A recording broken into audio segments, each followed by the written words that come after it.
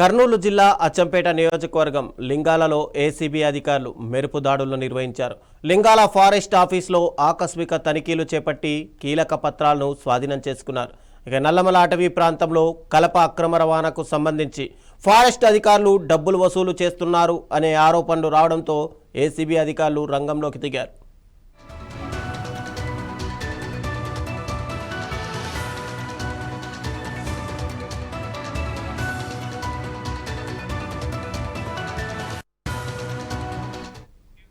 ఇక ఫారెస్ట్ అధికారులు ఇప్పటికే 50,000 లంచం తీసుకున్నారని, ఇంకా డబ్బులు కావాలని డిమాండ్ చేస్తున్నట్టు ఆరోపణలు వస్తున్నాయి. ఇక ఫిర్యాదు ఆధారంగా లింగాల ఫారెస్ట్ ఆఫీస్లో ఏసీబీ అధికారులు తనిఖీలు చేపట్టారు. Beat officer Muralikrishna, section officer Rambabu పాత్రపై విచారణ చేస్తున్నారు. ఈ వ్యవహారంలో మరిన్ని వివరాలు ఇప్పటికే వెలుగులోకి వచ్చే అవకాశం కనిపిస్తోంది. ఇక ఇదే అంశానికి సంబంధించి మరింత సమాచారం మా మహబూబ్ నగర్ ప్రతినిధి ప్రదీప్ అందిస్తారు. ప్రదీప్, చెప్పండి. ఏకంగా మనం చూసుకుంటే కనుక ఏసీబీ అధికారులు దాడులు చేస్తే అక్కడ ఫారెస్ట్ ఆఫీసర్లు దాదాపుగా అక్రమ రవాణాకు సంబంధించి 50,000 లంచం తీసుకున్నారు, మరింత డబ్బు కావాలని చెప్పి అడిగినట్టుగా ఆరోపణలు వస్తున్నాయి. దీనిపైన అక్కడ ఫారెస్ట్ అధికారులు ఏమంటున్నారు, రైడ్ చేసినటువంటి ఏసీబీ అధికారులు ఏం చెప్తున్నారు? రవిచంద్ర, ఉమ్మడి పాలమూరు జిల్లాలో ప్రభుత్వ అధికారుల తీరు పట్ల సర్వత్రా విమర్శలు అయితే వెల్లువెత్తుతున్నాయి. ఏదైతే ఉమ్మడి పాలమూరు జిల్లాలో ప్రభుత్వ అధికారి పనిచేయాలంటే లంచం అడిగే పరిస్థితికి అయితే వచ్చారు. ప్రతి డిపార్ట్మెంట్, రెవెన్యూకి సంబంధించి కానీ, ఫారెస్ట్ కానీ, తర్వాత మండల పరిషత్ కానీ, ప్రతి డిఈఓ ఆఫీస్ లో సైతం కూడా లంచావతారులు తయారవడం కొంత ఆందోళన కలిగిస్తున్నటువంటి విషయం. తాజాగా మనం ఏదైతే అచ్చంపేట నియోజకవర్గంలోని, నార్కల్ జిల్లా అచ్చంపేట నియోజకవర్గంలోని లింగాల అటవీ శాఖ కార్యాలయంలో ఈ ఉదయం నుంచి ఏసీబీ సోదాలు అయితే నిర్వహిస్తున్నటువంటి పరిస్థితి. అక్కడ ఏదైతే అక్రమ కలపకు సహకరించాలి అంటే తమకు 50,000 లంచంతో పాటు ఇంకా ఎక్కువ ఇవ్వాలంటూ కూడా అధికారులు డిమాండ్ చేసిన నేపథ్యంలో ఏదైతే సదరు కలప వ్యాపారి ఏసీబీని ఆశ్రయించడంతో ఏసీబీ అయితే ఆకస్మికంగా దాడులు చేసి కొన్ని కీలక పత్రాలు కూడా హ్యాండ్ ఓవర్ చేసుకున్నట్టు.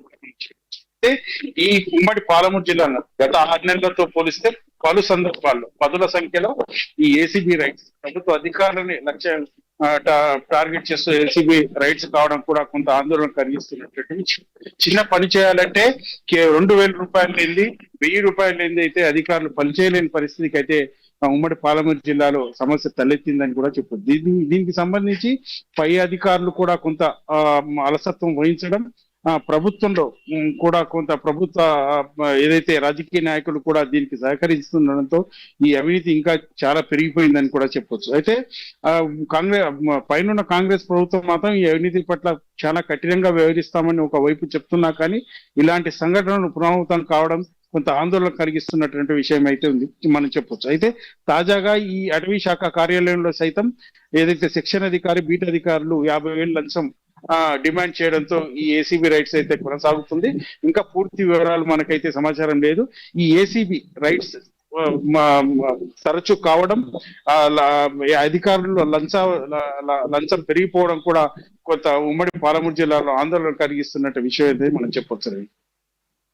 అంటే ఇక్కడ ఇప్పటికే పూర్తిగా ఈ లంచం ఆరోపణలపైన అక్కడ అధికారులు ఏమంటున్నారు? ఏమైనా ఆల్రెడీ అంటే ఏసీబీ అధికారులు సోదాలు చేశారు కాబట్టి ఇంతకుముందు గత ఆరోపణలు ఏమైనా ఉన్నట్టుగా తెలుస్తుందా? అయితే పలు సందర్భాల్లో ఇప్పటికే అక్రమ కలప రవాణా తరచు నల్లమల అటవీ ప్రాంతంలో జరుగుతూ ఉండడం సర్వసాధారణంగా మారిపోయింది.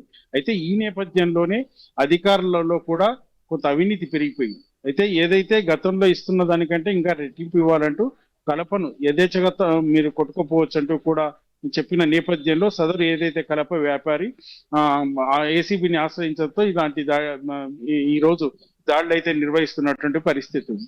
మరోవైపు పై అధికారులు కూడా కొంత అలసత్వం, అంటే చూసి చూడనట్టు వివరించడం, తెలిసినా కూడా పట్టించుకోకపోవడం వల్ల కూడా ఇలాంటి సంఘటనలు పదే పదే జరుగుతూ ఉన్నాయని కూడా మనం చెప్పొచ్చు. అయితే దీన్ని అరికట్టాల్సిన అవసరం ఉంది.